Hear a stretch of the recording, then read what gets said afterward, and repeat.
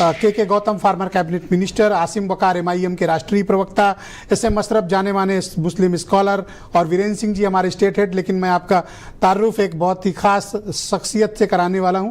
हमारे साथ आज़ाद समाज पार्टी के राष्ट्रीय अध्यक्ष और नगीना से member of parliament Lok Sabha Chandrashekhar Azad इस वक्त मौजूद हैं। चंद्रशेखर जी, बहुत शुक्रिया और धन्यवाद हमें समय देने के लिए।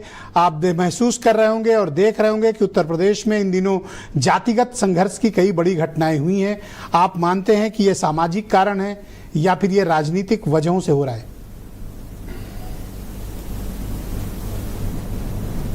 धन्यवाद ब्रजेश जी, जय भीम।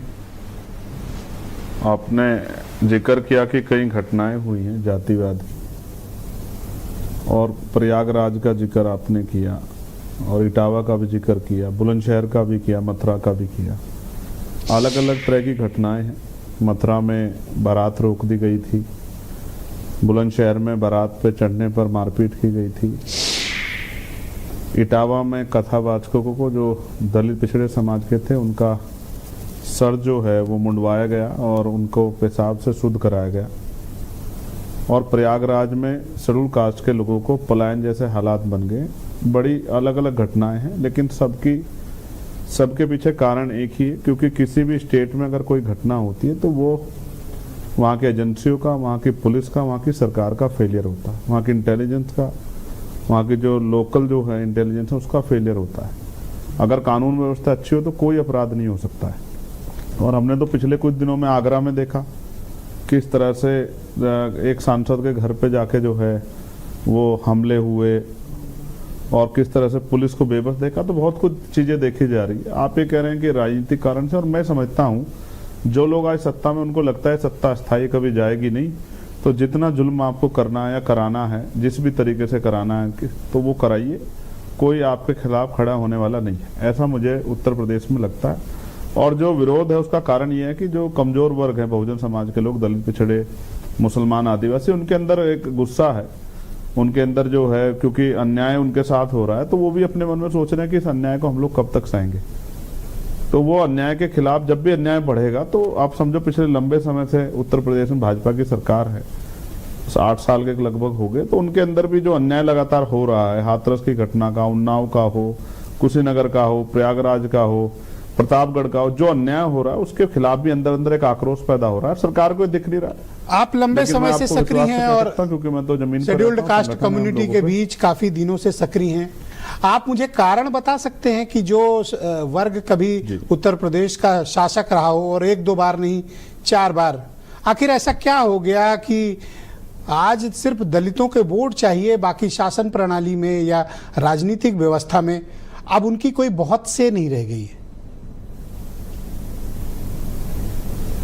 देखिए, इसके लिए मैं ये कहूँगा कि कोई भी समाज जो होता है ना, जैसे आप जानते हैं 22-22.5% उत्तर प्रदेश में 2011 की जनगणना के अनुसार शेड्यूल कास्ट के लोग हैं, शेड्यूल ट्राइब, शेड्यूल कास्ट के लोग। लेकिन आप ये समझिए अभी ये जनसंख्या जो है 22.5 नहीं 25 करोड़ हो चुकी है। जब जातिगत जनगणना होगी तब इसके आंकड़े आपको मिल जाएंगे। तो रही बात समाज का नेतृत्व जो है वो एक समाज का पढ़ा लिखा तबका ही करता है। इसकी अगर आर्थिक स्थिति आप देखोगे शेड्यूल कास्ट, शेड्यूल ट्राइब के उत्तर प्रदेश में, तो यहाँ 80% लोग आज भी ऐसे हैं। जैसे प्रयागराज घटना आप घर देखोगे तो पक्का मकान नहीं, सरकार तो बहुत पिछले 10 साल से सरकार तीसरी योजना आ गई सेंटर में, प्रधानमंत्री आवास योजना चल रही है, पक्का मकान नहीं है, रोजगार नहीं है, जमीन नहीं है, स्कूल बंद किए जा रहे हैं, खेती नहीं है, तमाम तरह की और परेशानियां हैं, कोई इंडस्ट्रियल एरिया लग रहा है, तो पढ़े लिखे नौजवान बेरोजगार घूम रहे हैं, नई नियुक्तियां नहीं आ रही है, प्रमोशंस नहीं हो रहे हैं।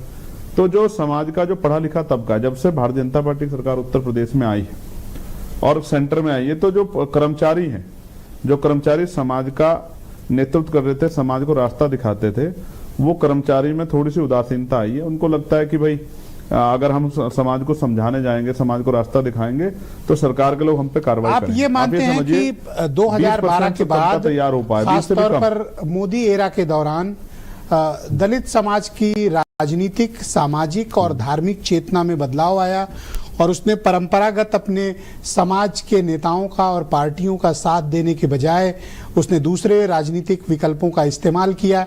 यही कारण है कि आज दलित चौराहे पे खड़ा है और भटकाव के रास्ते पर वो बटा हुआ है, जैसा मैंने डिबेट के उद्बोधन में कहा। नहीं, मैं स्पष्ट करूं आपको, कि 80-85% तबका शेड्यूल कास्ट का, शेड्यूल ट्राइब का वो है जो सुबह उठता है, मेहनत मजदूरी करता है और दिन की कमाई से अपने घर को चलाता है।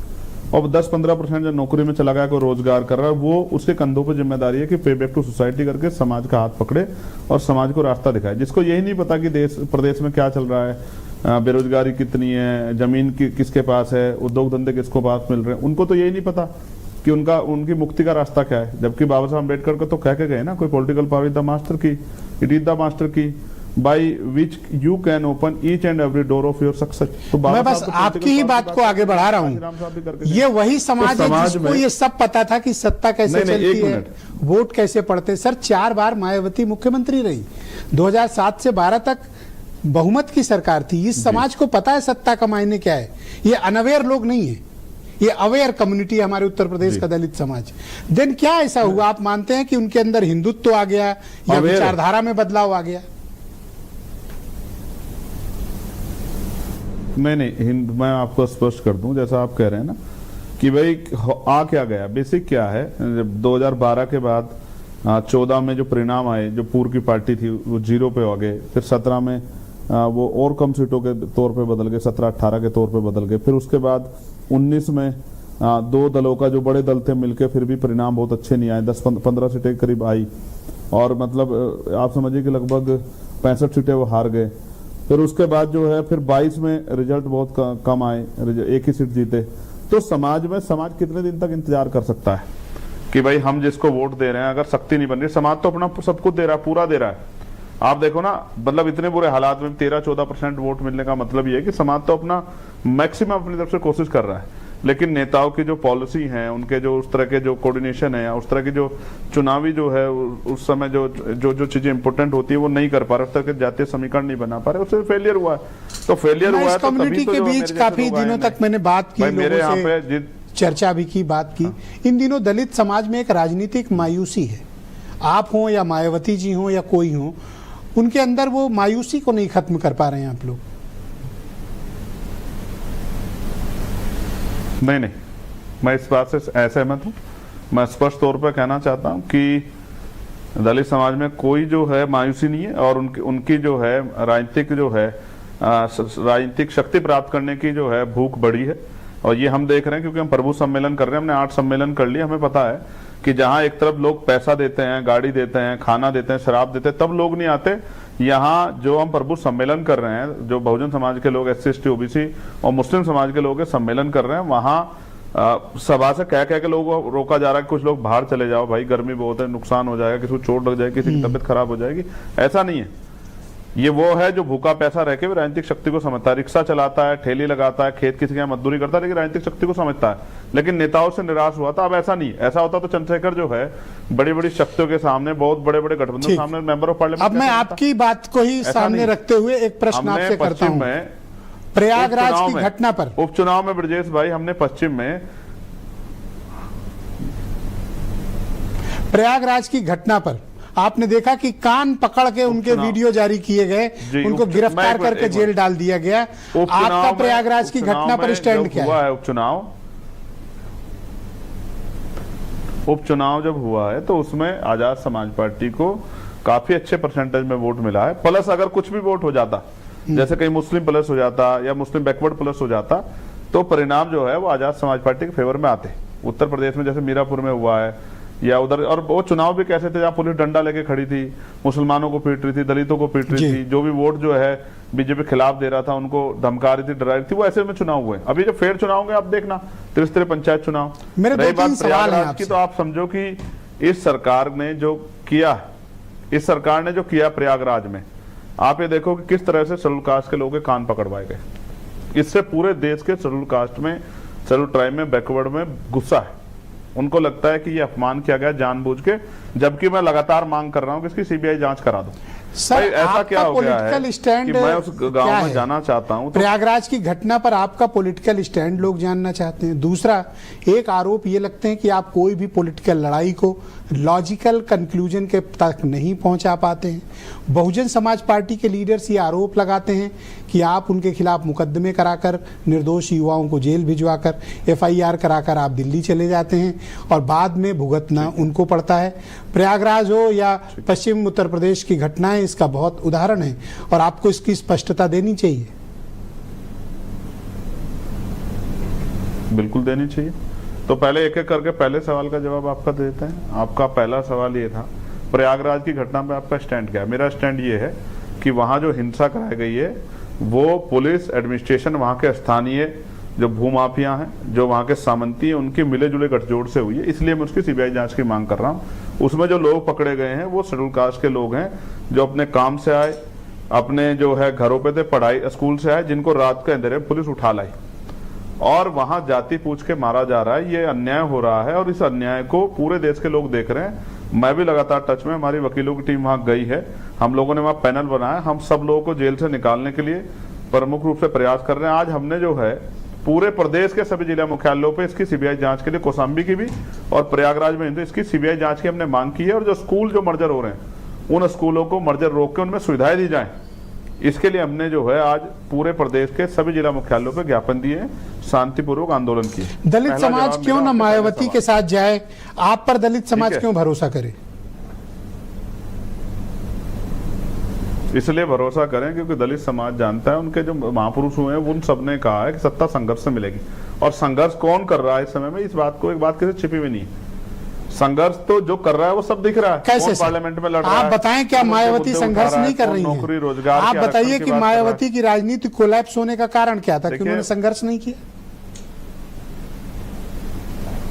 नहीं, इसका आकलन आप लोग करिए, ये आपका काम है, ये मेरा काम नहीं है। सर, आपने कहा कि संघर्ष कौन कर रहा है सब देख रहे हैं, सम्मान करते हैं। तो मेरे ख्याल से क्लैरिटी आपको देनी चाहिए। जब आ गए राजनीति में तो क्लैरिटी दीजिए। नहीं, मैं तो अपनी बात कर रहा हूं। नहीं, बिल्कुल क्लैरिटी। अब मैं क्लैरिटी का मतलब ये नहीं थोड़ा ही कि मैं आपसे किसी बात पर बहस करूं। मैंने स्पष्ट कर दिया कि आजाद समाज पार्टी संघर्ष कर रही है। किसने ज्ञापन दिया? आज पूरे प्रदेश के जिला मुख्यालयों पे कौशाम्बी की घटना के लिए पाल परिवार की बेटी का अन्याय हुआ है और इलाहाबाद की प्रयागराज की घटना पे CBI जांच किसने ज्ञापन दिया? स्कूलों के। अच्छा, मैं सीधे सीधे पूछ लेता हूं और साफ साफ पूछ लेता हूं। ज्ञापन तो आजाद समाज पार्टी दे रही है ना। क्या मायावती और भारतीय जनता पार्टी का जो कॉम्बिनेशन रहा, उनके ऊपर आरोप लगे कि वो BJP की B टीम है, इस कारण उनको बहुत नुकसान हुआ, या उन्होंने संघर्ष का रास्ता छोड़ दिया या विचार बदल लिए? मैं इनमें से कुछ भी कहूंगा तो फिर आप ही के लोग जो हैं यहाँ बाद में कहेंगे कि देखिए चंद्रशेखर जी ने बहन जी पे ऊपर आरोप लगा दिया। मैं आपको फिर स्पष्ट कह रहा हूँ, पहली बात तो आप एक बात आप जान लो ब्रजेश जी, आप बड़े सीनियर पत्रकार हो, कि सिर्फ दलित समाज के लोग अलग अलग पार्टियों में नहीं है, ब्राह्मण समाज के लोग भी अलग अलग पार्टियों में, सारी पार्टियों में ब्राह्मण समाज के लोग, क्षत्रिय समाज के लोग भी, MLA MP की संख्या देख लो, और अन्य भी समाज बटा हुआ है। ठीक है, आप ये मत समझो ना ये तो मजबूत लीडर मिलेगा, सारा समाज इकट्ठा हो जाएगा, और हो भी रहा है ना। आप देखो मेरी बात को। तो हो और सकता फिर है रही बात मजबूत लीडर आकाश आनंद हो, कोई पार्टी के आप विकल्प में सिर्फ खुद को पेश करते हैं। हो सकता है कि आकाश आनंद आपसे ज्यादा संघर्ष करें आगे चलकर। नहीं तो समय बता देगा भाई, मैं कोई ना कर रहा हूँ क्या? मैं तो बिल्कुल नहीं ना कर रहा हूँ, मेरे छोटे भाई है। मैं कब कह रहा हूँ कि भाई वो मुझसे ज्यादा अच्छा नहीं कर सकते? समय बताएगा कौन अच्छा कर सकता है। ये कोई मैं कोई ना कर रहा हूँ, ये तो एक जो है ना कंपटीशन है, जनता के बीच जाना है, लड़ाई लड़नी है, संघर्ष करना है, लाठियां खानी है। आसान थोड़ा है कि सत्ता ऐसे मिल जाएगी। मुकदमे झेलने हैं, षड्यंत्रों का सामना करना है, कभी कभी गोली भी चलती है, तमाम चीजों का सामना करना पड़ा। मैं कहाँ मना कर रहा हूं? आपकी बात से मुझे लबोलुआब ये लग रहा है चंद्रशेखर जी, वही तो सत्ता में आएगा, कि आप ये मानते हैं, शायद आपकी बातों से मुझे ऐसा प्रतीत हो रहा है, आप ये मानते हैं कि मायावती पॉलिटिकली इरेलीवेंट हो गई है। आप जो कहना चाहिए आपकी टिप्पणी है, ठीक है। मैं आपके कहे से अपने जो पुराने नेतागण हैं जिनका मैं सम्मान करता हूं उनसे लड़ने वाला नहीं। इस बात को आप अच्छी तरह समझ लो।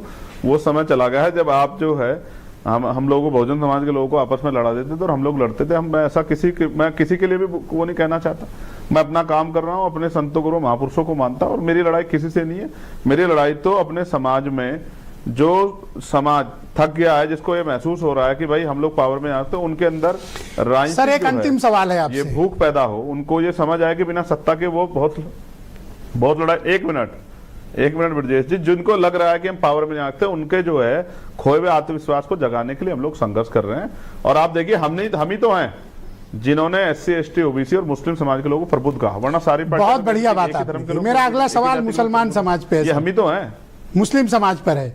आपको यानी चंद्रशेखर आजाद को और आजाद समाज पार्टी को मुसलमानों का वोट तो चाहिए, लेकिन उत्तर प्रदेश में मुसलमानों पर अगर अत्याचार होता है, आप दलितों के मामले पर तो बहुत आक्रामक रुख रखते हैं, लेकिन मुसलमानों की लड़ाई नहीं लड़ते हैं,